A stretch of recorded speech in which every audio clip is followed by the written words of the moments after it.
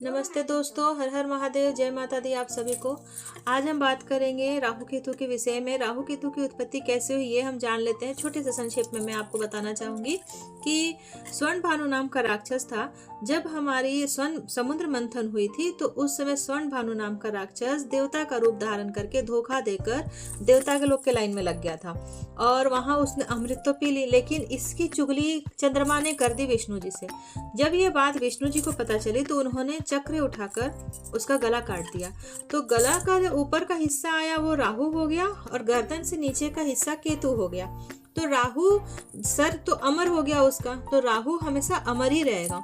तो ये चीज जान ले कि राहु को कैसे जानेंगे। राहु जो है वो भ्रम पैदा करता है, क्योंकि वो धोखा देके राजा के धोखा देकर वो देवता लोग के लाइन में लग गया था।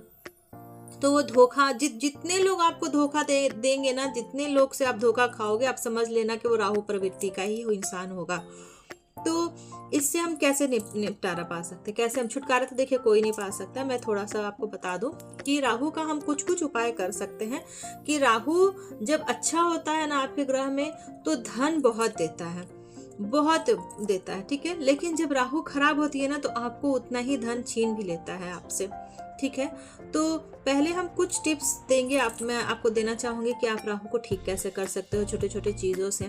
पहले तो आप घर का वॉशरूम आप सही रखो। जैसे पहले भी मैंने अपने वीडियो में बताया है आपको कि घर का वॉशरूम सही रखें अपने। अच्छा, घर का छत जो है वो हमारा राहु होता है। घर का छत जो है वो हमारा राहु है। तो हमें अपने घर के छत को भी कभी भी गंदगी नहीं करनी चाहिए, ना गंदा रखना चाहिए। जो बहुत सारे होते हैं ना लोग, इक्विपमेंट होते हैं, टूटे फूटे सामान होते हैं, तो वो सारे चीज़ें छत पर जाके रख देते हैं। हमें नहीं रखनी चाहिए, ठीक है। अगर आपके घर में बहुत सी चीज़ें खराब हो रही हैं, अगर आपके घर में इलेक्ट्रिसिटी की भी चीज़ें अगर ज़्यादा खराब हो रही है ना, तो समझ लेना कि आपके घर में ज़्यादातर यूज़ हो रही हैं जो चीज़ें वो खराब हो रही हैं। तो समझ लेना कि आपके घर का राहु ठीक नहीं है, जिसकी वजह से आपके घर में बिजली की चीज़ें ज़्यादा खराब हो रही हैं। ये भी एक तरह से हम लोग पता लगा सकते हैं कि राहु क्या है, हमारी स्थिति क्या है हमारे ग्रहों में। तो ये भी आप देख सकते हो। और जैसे भी अब बिजली की चीज़ें जो भी खराब होती हैं तो कृपया करके आप उसे अपने छत पे ना रखें या घर में ना रखें ज़्यादा दिन, या तो आप उसे रिपेयर करवा दो और अदरवाइज उसे फेंक ही दो तो ज़्यादा अच्छा है।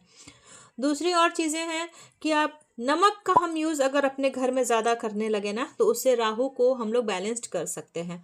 जैसे कि घर के पोछे के पानी में आप नमक डाल के पोछा लगाना शुरू कर दो, वो भी बहुत अच्छा होता है। घर के वॉशरूम में आप नमक रखना शुरू कर दो, वो भी बहुत अच्छा होता है। शीशे की कटोरी में थोड़ा सा रख दो तो उससे अच्छा होता है।